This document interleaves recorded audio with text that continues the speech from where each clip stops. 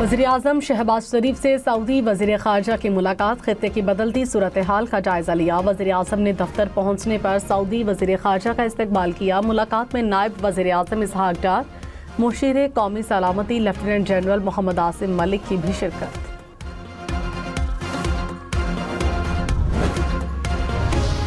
پاکستان، سعودی عرب، ترکی اور مصر کے وزرائے خارجہ کا اسلام آباد میں اجلاس، خطے کی صورتحال، علاقائی امن و سلامتی کے امور پر تبادلہ خیال کیا۔ اجلاس سے پہلے چاروں وزرائے خارجہ کا گروپ فوٹو۔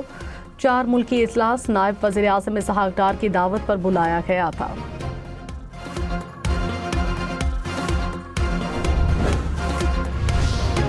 ایران کا سعودی عرب میں امریکی طیارے کو تباہ کرنے کا دعویٰ۔ پاسداران انقلاب نے کہا، سعودی عرب میں امریکی اڈے پر میزائل اور ڈرون حملوں میں امریکی طیارے کو نشانہ بنایا۔ منسوب سمارٹ لاک ڈاؤن کا نوٹیفیکیشن جعلی قرار دے دیا۔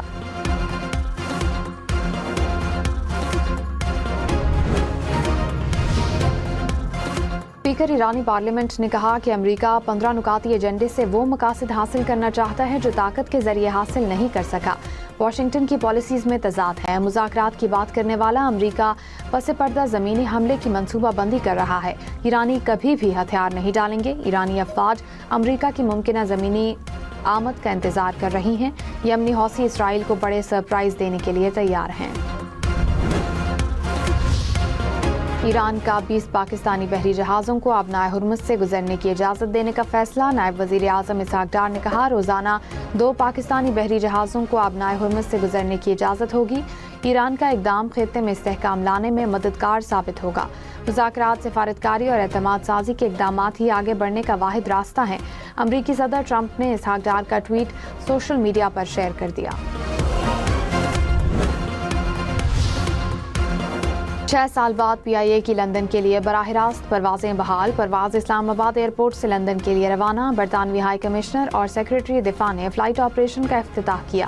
برطانوی ہائی کمشنر نے کہا کہ لندن کے لیے پی آئی اے پروازوں کی بحالی خوش آئند ہے۔ جلد کراچی سے بھی پروازوں کا آغاز ہونا چاہیے۔ سیکرٹری دفاع نے کہا، پاکستان اور برطانیہ کے درمیان مضبوط تجارتی تعلقات ہیں۔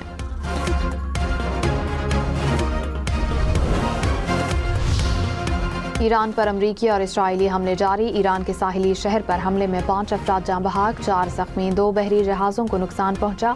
شافت میں رہائشی علاقے پر حملے میں 2 افراد جاں بحق۔ تہران کے مغربی علاقوں میں بھی دھماکے۔ اسرائیلی افواج کے مطابق تہران میں عارضی کمانڈ سینٹرز اور ہتھیاروں کی تیاری کے مراکز کو نشانہ بنایا گیا۔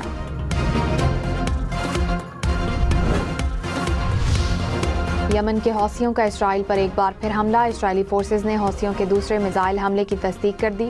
سی این این کے مطابق اسرائیل کا میزائل کو مار گرانے کا دعویٰ۔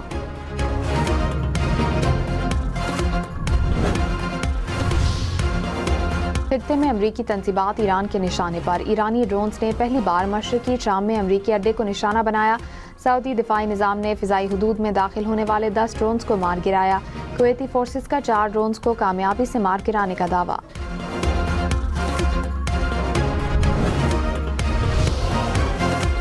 مشرق وسطی میں امریکی اور اسرائیلی یونیورسٹیز کو نشانہ بنایا جائے گا۔ ایران نے امریکہ اور اسرائیل کو وارننگ جاری کر دی۔ ایرانی میڈیا کے مطابق پاسداران انقلاب نے کہا، تہران میں Iran university of science and technology پر حملے کا جواب دیں گے۔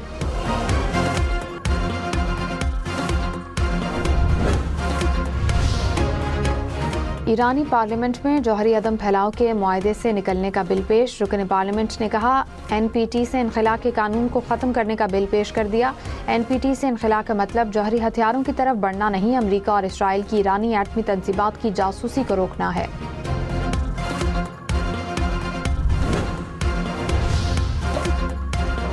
امریکہ میں ٹرمپ انتظامیہ کے خلاف 300 سے زائد مقامات پر نو کنگز مظاہرے۔ 70 لاکھ سے زائد افراد شریک۔ لاس اینجلس میں مظاہرین کا سرکاری عمارت کا گھیراؤ۔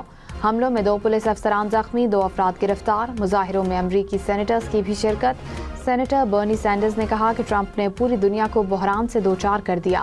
ایران جنگ غیر آئینی ہے۔ ٹرمپ نے کانگریس کو اعتماد میں نہیں لیا۔ الہان عمر نے کہا، ٹرمپ نے انتخابات میں جنگ نہ لڑنے پر ووٹ لیے تھے۔ ایران جنگ کے خلاف اسرائیل میں بھی شہری سڑکوں پر آ گئے۔ مظاہرین کی نیتن یاہو کے خلاف نعرے بازی۔ اسرائیلی وزیر اعظم سے ایران کے ساتھ جنگ فوری بند کرنے کا مطالبہ۔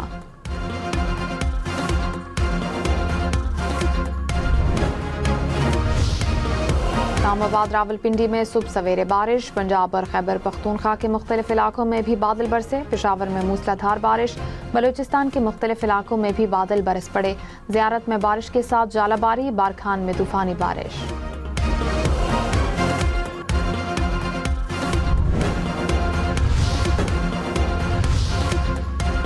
ایران میں 11,000 سے زائد اہداف کو نشانہ بنایا، 150 سے زائد بحری جہاز نشانہ بنے۔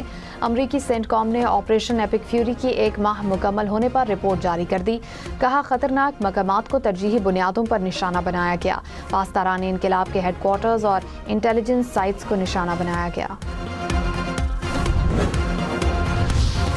اسرائیل کا لبنان میں طبی مرکز پر فضائی حملہ، 2 ہیلتھ ورکرز جاں بحق۔ حزب اللہ کے شمالی اسرائیل پر راکٹ حملے، حزب اللہ نے گولان ہائٹس میں اسرائیلی فوجی اڈے کو نشانہ بنایا۔ اسرائیلی میڈیا کے مطابق جنوبی لبنان میں جاری زمینی کارروائیوں میں 1 اسرائیلی فوجی ہلاک، 3 زخمی۔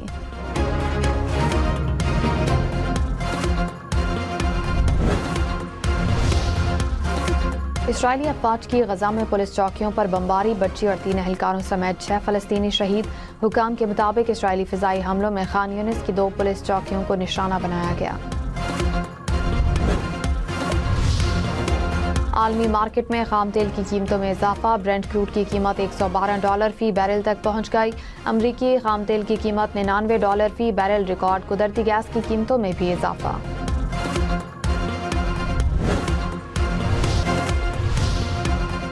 برطانیہ کے علاقے ڈربی شائر میں تیز رفتار کار پیدل چلنے والوں پر چڑھ گئی، حادثے میں 20 سے زائد افراد زخمی، کار ڈرائیور گرفتار۔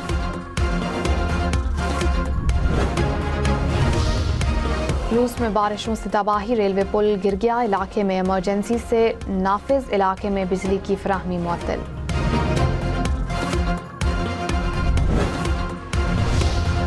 آسٹریلیا کے مغربی علاقوں میں خوفناک طوفان، آسمان سرخ ہو گیا، طوفانی ہواؤں سے لوہے کے ذرات ہوا میں پھیل گئے۔